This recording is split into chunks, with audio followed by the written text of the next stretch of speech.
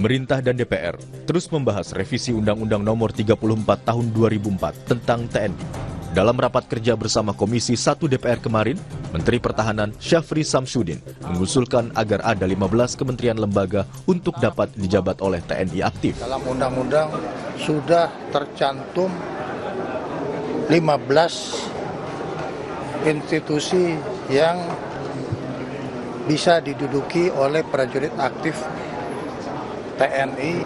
Untuk revisinya ini Presiden Republik Indonesia selaku Panglima tertinggi juga telah memberikan petunjuk kepada Menteri Pertahanan untuk para prajurit TNI yang akan ditugaskan di kementerian dan lembaga itu harus pensiun, yang kita sebut pensiun dini. Setelah pensiun baru kita usulkan ke kementerian dan lembaga yang dimaksud, tentunya sesuai dengan kapabilitas dan eligibilitas. Sebelumnya, Panglima TNI Jenderal Agus Subianto bilang semua prajurit TNI akan pensiun dini atau mundur jika aktif menduduki jabatan di kementerian atau lembaga. Panglima TNI menegaskan hal ini sesuai dengan pasal 47 Undang-Undang Nomor 34 Tahun 2004. Terkait Undang-Undang 34 pasal Undang-Undang TNI 34 nih yang terkait prajurit TNI yang aktif menjabat itu, Pak. Jadi prajurit TNI aktif yang menjabat di kementerian atau lembaga lain akan pensiun dini atau mengundurkan diri dari dinas aktif sesuai dengan pasal 47. Pada Februari lalu, Presiden ke-6 Republik Indonesia Susilo Bambang Yudhoyono juga bilang perwira TNI aktif harus mundur jika memasuki ranah politik dan pemerintahan. Benar, saya tergugah, terinspirasi. Kalau masih jadi jenderal aktif misalnya, jangan berpolitik. Kalau mau berpolitik, pensiun. Oleh karena itu, Ketua Umum AHY dan beberapa mantan perwira militer yang karirnya dulu cemerlang, cerah, tapi ketika pindah pengabdian dari dunia militer ke dunia pemerintahan atau politik, syaratnya harus mundur. Peneliti imparsial Al-Araf mengkhawatirkan masuknya TNI ke jabatan sipil akan merusak sistem ketatanegaraan. Menurutnya, TNI harusnya fokus pada pertahanan negara. Jangan kembali tarik militer ke dalam ruang jabatan sipil. Jangan goda mereka masuk ke wilayah itu. Karena itu akan merusak tata sistem ketatanegaraan kita. Para pegawai negeri sipil punya harapan, punya mimpi untuk menjadi direktur, untuk menjadi pejabat. Tapi stop ketika mereka jabatannya diisi oleh militer aktif, diisi oleh polisi aktif. Tugas militer sebagai alat pertahanan negara, tugas politik penegakan hukum, Kamtibmas nggak usah masuk di birokrasi sipil.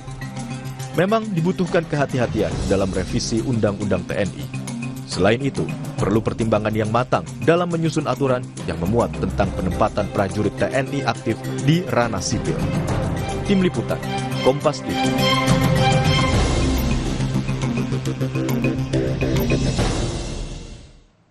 Saudara, keberadaan anggota TNI aktif yang menduduki jabatan sipil menjadi polemik. Kemarin DPR dan pemerintah akhirnya sepakat merevisi Undang-Undang Nomor 34 Tahun 2004 tentang TNI. Salah satunya aturan menambah perluasan jabatan sipil bagi prajurit TNI yang semula hanya 10 kementerian atau lembaga menjadi 15 kementerian lembaga. Sementara sejumlah pihak meminta TNI harusnya fokus pada pertahanan negara. Lalu bagaimana peluang revisi Undang-Undang TNI ini dan apa dampaknya? Kita akan bahas dalam Dialog Sapa Indonesia pagi hari ini bersama pengamat militer yang juga Kepala Badan Intelijen Strategis TNI 2011-2013, Laksda Purnawirawan Soleman Ponto. Selamat pagi Pak Soleman. Selamat pagi. Terima kasih Pak sudah pagi-pagi ke studio. Serta Wakil Koordinator Eksternal Kontras Andri Yunus. Selamat pagi Mas Andri. Selamat pagi Mas Mariono. Terima kasih juga sudah Selamat bergabung pagi Mas di Pongkonto. Sapa Indonesia Pagi hari ini. Kami juga mengundang Komisi 1 DPR dan Kapus Pen TNI, namun hingga saat ini belum mendapatkan konfirmasi. Saya ke Pak Soleman. Pak Soleman, Ya. ada pro kontra. TNI masuk ke jabatan sipil, tapi pertanyaannya urgensinya apa sebenarnya? Oke, jadi begini, ketika kita melihat jabatan masuk di sipil itu kita harus lihat dulu TNI itu didesain untuk apa. Oke. Desain utama dia kan kita lihat di Undang-Undang Dasar, Pertahanan dan Keamanan Negara. Lalu turun di Undang-Undang Nomor 3 2002 tentang Pertahanan Negara. Di situ disebut bahwa sistem pertahanan negara dalam menghadapi ancaman militer menempatkan TNI sebagai unsur utama. Ancaman militer. Ancaman militer. Oke. Nah, sehingga kalau di tempat yang lain itu ada ancaman militer, ya ada TNI. Ya. Contoh, BIN. Ya. Kenapa di BIN? Ya di situ intelijen bisa menemukan ancaman militer. Ya. Ada TNI aktif, ya kita lihat. Itu kan lembaga sipil, tapi aktif. Ada di lembaga sandi negara, di persandian bisa ada TNI di sana. Karena di TNI juga ada sandi kan, Ya. masuk lagi di sana. Ya. Nah, sehingga ada 10 lembaga sipil yang di situ ada TNI. Kenapa ada TNI di situ? Karena disitulah TNI bisa menemukan ancaman-ancaman militer itu. Oke. Itu. Kalau 10 itu berarti urgensinya dapat itu sebenarnya. Ya dapat, kalau 10 itu sudah dapat. Mungkin kalau mau tambah ada 1 yang jam pit mill itu yang belum ada. Tapi kalau 10 itu dapat semua. Oke. Kalau kita turunkan dari ancaman militer itu tadi. Oke, berarti menurut Anda tidak masalah kalau misalkan pada akhirnya di undang-undang sebelumnya, undang-undang TNI bahwa 10 lembaga kementerian itu ditempati oleh TNI aktif. Gak masalah kalau di situ. Kalau TNI tidak ada di situ, itu justru melemahkan dia. Ya. Jadi penempatan TNI di luar struktur itu dalam rangka memperkuat TNI itu sendiri. Ya. Itu. Oke. Jangan dibalik. Ya, ya.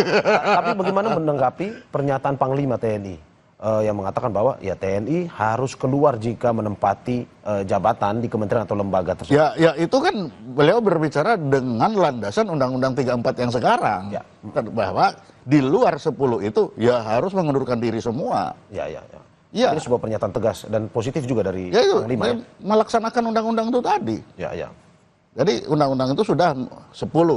Di luar 10 harus alih status. Termasuk yang lagi rame kepala bulog ya Pak? Ya, alih status. Harus alih status semua. Tidak Dan sebenarnya itu sudah dari dulu sudah kita laksanakan itu semua. Contoh misalkan Dirjen Perhubungan Laut. Ya. Kan angkatan laut sama angkutan laut cuma beda A sama U. Ya, ya.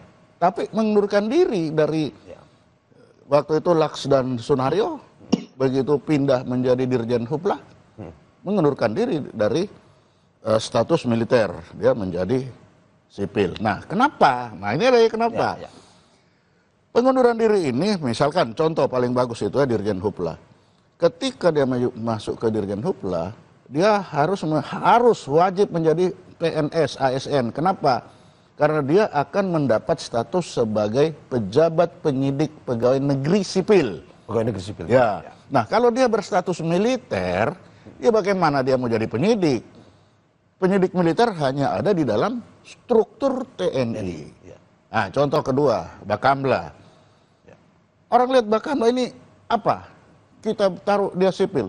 Nah, Bakamla ini kalau dia militer di laut satu-satunya hanya angkatan laut, tidak boleh ada 2. Oke? Tapi kalau dia mau disipilkan, lalu sipil. Statusnya Bakamla sampai hari ini masih militer. Mutlak jadi sipil. Menjadi sipil untuk apa? Untuk mendapatkan status sebagai pejabat penyidik pegawai negeri sipil kan?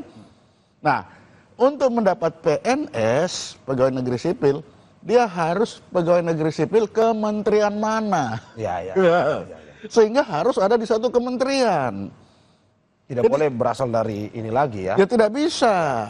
Kalau dia masih di kementerian atau berstatus militer, ada 2 militer di laut, itu tidak boleh. Militer itu hanya 1 komandonya. Kalau angkatan laut ya Kasal, titik. Tidak boleh ada yang lain-lain. Nah, di luar itu adalah penegakan hukum. Jadi apapun di Indonesia ini, penyelesaian masalah itu hanya 2. Ya, ya. Law enforcement atau military operation. Saya pakai bahasa Inggris biar gampang itu. Ya. operasi militer atau penegakan hukum. Nah, kalau penegakan hukum, kita akan berbicara penyidik. Nah, kalau kita kembali ke Bakamla itu contohnya. Mengapa ya kalau Bakamla ini harus alih status? Karena dia adalah militer. Kalau dia operasi militer tidak mungkin, karena harus di situ Angkatan Laut. Ya. Kalau dia mau ke di sipil, maka dia harus jadi PNS, Ya. harus alih status. Ya. Kalau alih status, dia harus masuk di dalam satu kementerian. Nah, itu contohnya. Oke, berarti menurut Anda bahwa saat ini memang terkait dengan tupoksi yang berbeda antara militer dan juga sipil beda. ini memang harus dibedakan. Tetapi sebentar Pak, ini kita akan bacakan dulu nih Undang-Undang Nomor 3 Tahun 2004 tentang TNI. Ya, Bagaimana itu. prajurit aktif dapat menduduki Nah, itu yang jabatan 10 aku bilang tadi. Iya betul, pada kantor yang membidangi koordinator bidang politik dan keamanan negara, pertahanan negara, Sekmil. sekretaris militer, intelijen, sandi negara, lembaga ketahanan nasional, Dewan Pertahanan Nasional, SAR Nasional, Narkotika Nasional, dan Mahkamah Agung. Ya, tambah satu lagi itu harus kejaksaan. Kejaksaan ya. Ya. Sehingga memang ya seperti Anda Itu cocok, katakan kan? tadi, termasuk yang Anda sampaikan bahwa di luar militer seperti Bulog dan segala macam itu tidak boleh. Tidak bisa. Ya. Jangankan Bulog, Departemen Dirjen Perhubungan Laut itu Angkatan Laut dan Angkatan Laut kan apa bedanya? Hanya aja di U, sama persis, tapi wajib. Ya. Karena itu tadi ada status hukum terhadap sipil ini. Nah, misalkan kalau dia ditaruh misalkan di Bulog, pertanyaannya disiplinnya disiplin apa? Ya. Militer, sipil. Atau sipil, ya. Patuh dan taat kepada siapa? Kepada kementerian itu atau kepada panglima? Ya, betul. Oke. Ada tupoksi yang berbeda. Saya ke kontras Mas Andri Yunus. Mas Andri Yunus, ini menarik bahwa Pak Soleman bilang bahwa ya tupoksinya berbeda. Harusnya pun di luar 10 yang sudah termuat dalam Undang-Undang TNI itu ya seharusnya tidak ataupun harus keluar dari TNI. Kontras sendiri melihatnya seperti apa? Ya, Mas Mariono. Ya. Mas Mario, pertama begini ya, bahwa pernyataan Panglima terkait dengan TNI yang akan menduduki jabatan sipil harus pensiun dini atau mengundurkan diri, itu tadi ya, kalau bahasa Pak Ponto, pengejawantahan dan pelaksanaan undang-undang gitu. Ya. Dan itu memang betul di jalurnya begitu. Nah, namun kemudian yang jadi pertanyaan adalah kenapa baru ditegaskan sekarang di saat fenomena pengangkatan militer aktif itu telah terjadi setidaknya di awal era pemerintahan Pak Prabowo. Sebut saja kemudian Martedi. Lalu kemudian Direktur Bulog begitu ya. Kalau data Kompas itu kurang lebih ada 6 atau 7 begitu. Termasuk juga Irjen di Kemenhub begitu, itu dijabat oleh TNI aktif. Nah, jika kemudian Panglima menyatakan harus segera pensiun dini, ini kan ada kegamangan hukum begitu, di mana kemudian dalam praktik itu tidak sejalan berdasarkan dengan Undang-Undang 34 2004 tentang TNI begitu. Nah, selain daripada itu, ini juga bentuk pelanggaran serius terhadap undang-undang begitu, yang mana kemudian ini tidak sesuai dengan mandat dan semangat reformasi untuk menghapuskan dui fungsi. Nah, berkenaan dengan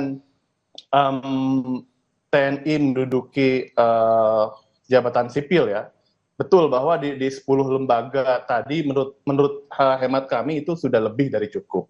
Karena memang kualifikasi yang dibutuhkan pada bidang-bidang yang 10 tadi yang diatur dalam Undang-Undang TNI itu sudah clear membutuhkan kemampuan militer. Begitu ya. Nah, tapi kemudian hari ini berkembang ya dengan pengangkatan-pengangkatan tadi, termasuk juga beberapa wacana yang dilemparkan ke publik. Bahkan sebelumnya Panglima TNI itu kan sempat menyebut hari ini TNI bukan lagi difungsi, tapi juga multifungsi. Yang menurut hemat kami itu adalah pernyataan yang keliru. Karena ketika berbicara multifungsi, semestinya dilihat lebih detail untuk apa kemudian militer dilibatkan dalam ranah-ranah sipil. Perlu diingat bahwa untuk melibatkan militer ke dalam baik operasi militer perang maupun operasi militer selain perang, itu harus melibatkan keputusan politik negara antara presiden dan DPR. Nah, pertanyaannya, apakah kemudian prajurit TNI aktif yang duduk di jabatan sipil tidak mengundurkan diri terlebih dahulu atau mengajukan pensiun dini, itu sudah tepat? Menurut kami tidak. Itu bentuk pelanggaran terhadap undang-undang yang paling serius. Mengingat mungkin Pak Ponto juga terlibat dalam proses-proses pembentukan itu, bahwa pembentukan undang-undang ini didasarkan pada histori yang kemudian terjadi selama 32 tahun, di mana militer dibawa atau diseret-seret ke politik praktis, diseret-seret ke bisnis, sehingga kemudian militer menjadi tidak profesional. Makanya lahir undang-undang TNI.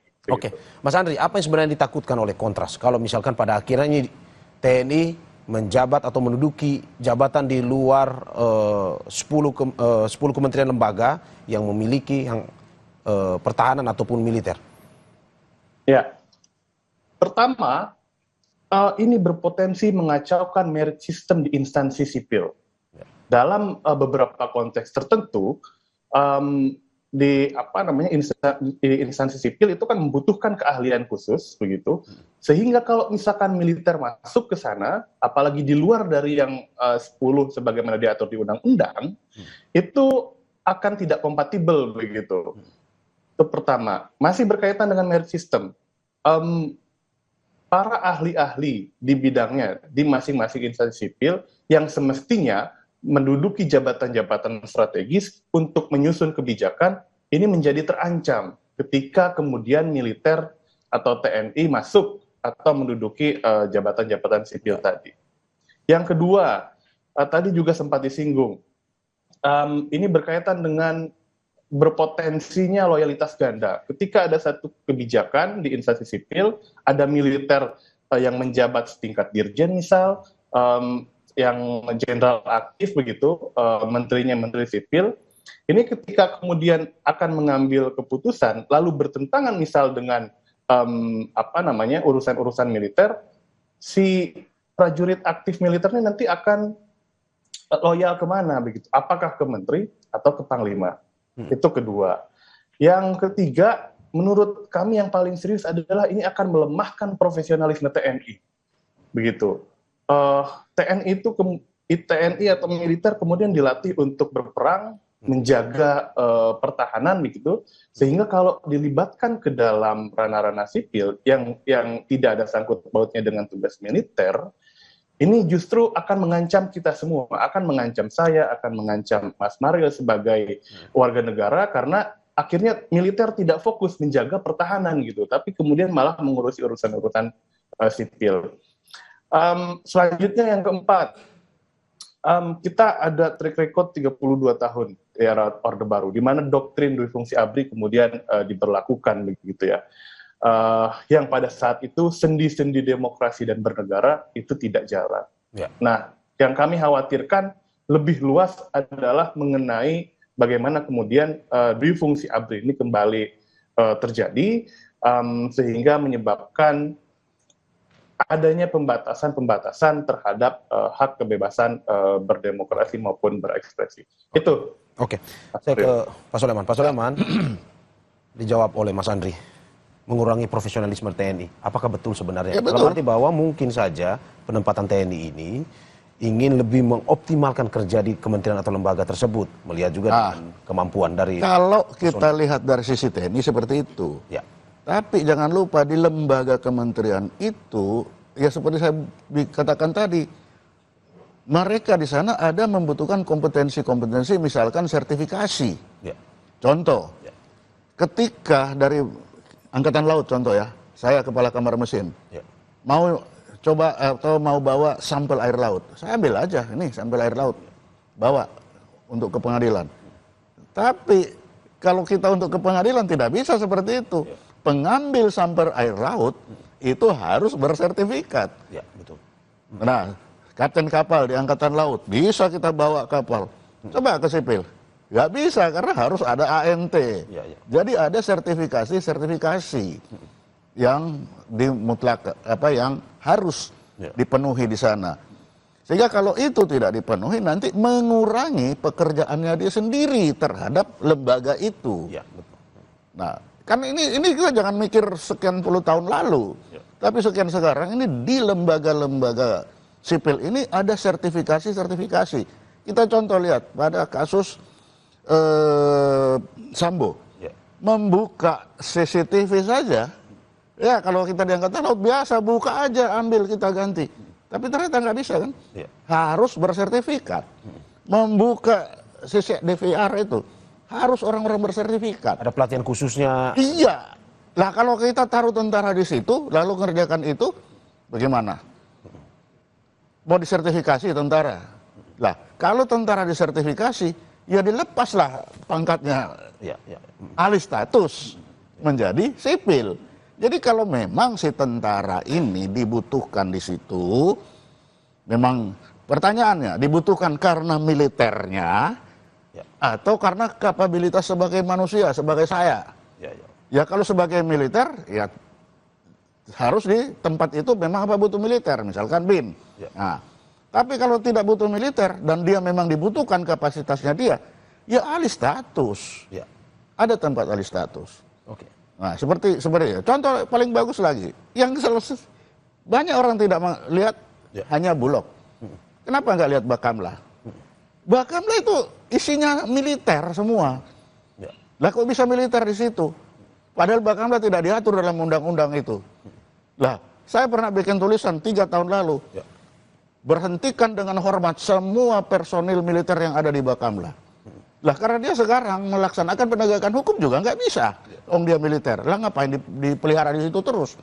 Jadi kalau kita ngikuti kata Panglima tadi, Menhan juga bilang semua militer aktif yang di luar, yang ada di lembaga sipil, di luar 10 ya, itu harus mengundurkan diri. Kita tunggu Bakamla. Mengundurkan diri enggak? Karena Bakamla itu sekarang berada di bawah Kementerian Kelautan dan Perikanan. Nah itu kita bisa lihat. Mau enggak mau, berhentikan dengan hormat semua itu. Jadikan sipil. Tidak bisa. Ini kalau konsekuen ya, Panglima dan Presiden sudah nyatakan. Kita lihat paling gampang itu. Oke. Itu. Saya ke Mas Andri. Mas Andri, ini kalau kata Ketua Komisi 1, revisi Undang-Undang RUU TNI akan berfokus pada 3 pasal. Salah satunya terkait dengan ruang lingkup tugas TNI. Tetapi yang dikatakan juga bahwa ada frasa apakah ini berarti terkait dengan TNI bisa kemana saja selain 10 kementerian itu. Apakah ini berarti tidak hanya 10 kementerian, tetapi revisi Undang-Undang TNI memberi angin segar untuk nantinya TNI bisa menjabat di mana saja. Tapi sebelum menjawab, kita saksikan jeda berikut.